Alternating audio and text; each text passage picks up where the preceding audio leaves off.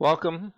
This is Michael Wickerson. I am simulating for my school, Kansas City Art Institute, a pretty simple script that kind of demonstrates to my students and staff and faculty and everybody around in administration what the floor plan sort of looks like at this Kansas City Art Institute. But we have to keep in mind that our students aren't situated at desks. They don't stay in one spot. And basically, the challenge is to get a large department under an amount of people that respect each other's social distancing of 6 feet. So what I have here is a very simple floor plan drawn up of the school that I'm estimating at. All the different rooms and doors are familiar to most of the students. There's a top view and there's a perspective view you can look in. Basically, I wrote a little script in Grasshopper that's the VOLKER Studio social distancing script created by myself. It's a 3D Rhino model on the left, 3DM file that's available on GitHub, along with the Grasshopper GH file that's available on my GitHub at mwickerson. The simulation will show about 50 people symbolized by these orange cylinders as they converge in a resulting voronoi pattern, maintaining 6-foot social distancing. So what I'm going to do is just jump down to here. It's not too exciting.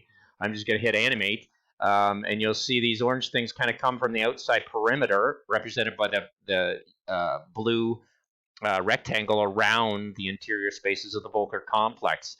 They can come in from anywhere. They may jump into the walls a little bit, so it's a little impractical. But I hope you enjoy it. I think students will have an appreciation for it, and I'm going to send it out to everybody. So have fun watching it. It's not that exciting, but here they come. So you can see the triangular kind of less regimented and less tactical response. But basically, as people come in and assuming they're outside of the building and also around the building, trying to find a way in through the Fab Lab over here, or coming in from the front or the grounds, the commons, the Rolling Commons, the David T. Beale studios, the Razzie gallery. It's kind of cool to think about how they're going to have to move through the space. You can see even here with this amount of numbers, there's only one that's averaged to be in the shop right now. So they're going to get a lot more packed in. So if your shop's running at about, I don't know what it is, 40 by 60 feet, I just have to check it. You can see how limited we're going to be of where people are. And this isn't even people in the studio. This is people around on the road beside us and around in the commons. So you kind of get a sense of how congested it's going to get with 50 people as I roll through this. And I'll just throw it on a little, just so you get a sense of it when it's done. I may do some renderings of this. I could import some people. It's going to slow the script. But I think we're nearly there on the script. Yeah, we're up to 50.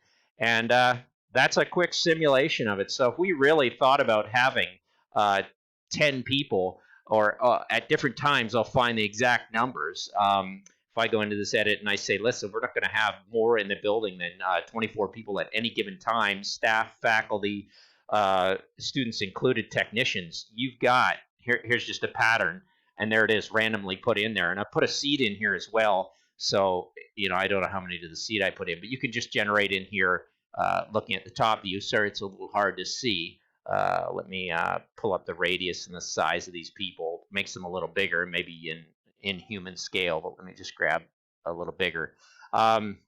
It might be visible. And we could jump over the people pretty quick. And if you consider it, okay, in this one, we're going to look at the voronoi patterns and the people in the room represented by blue. But you can change up the seed here easily by just sliding that around on the pattern. So whatever you grab, you're going to get another generation of where they are. The pattern's there. It's trying to understand how people have need for space. And you can see how people are pushed outside the building just at a 24 limit. This is, we might actually be able to have more people. So hope you enjoyed that little simulation. It's not too fancy. I'm going to send it to my staff and faculty and students and see what they think of it. I was totally inspired by the work.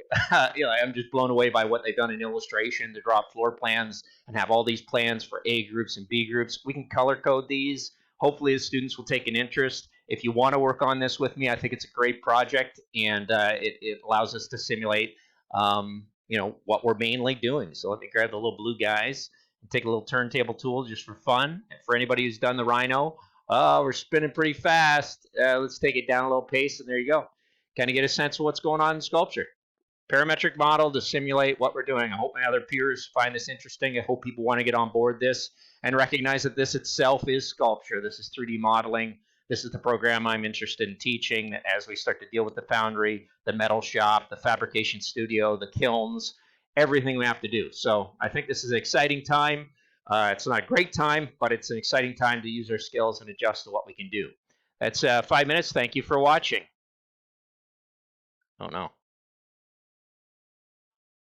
There we go.